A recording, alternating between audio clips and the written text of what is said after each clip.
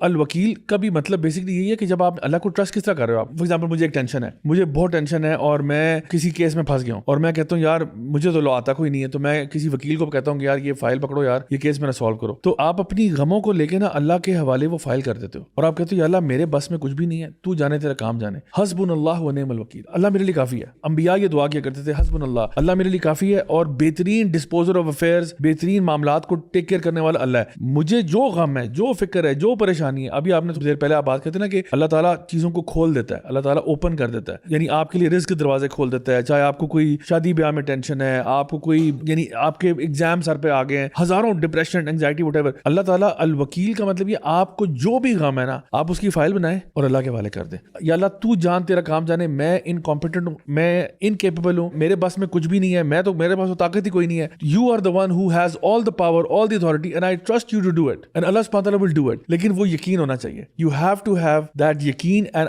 believe me Allah will make it happen.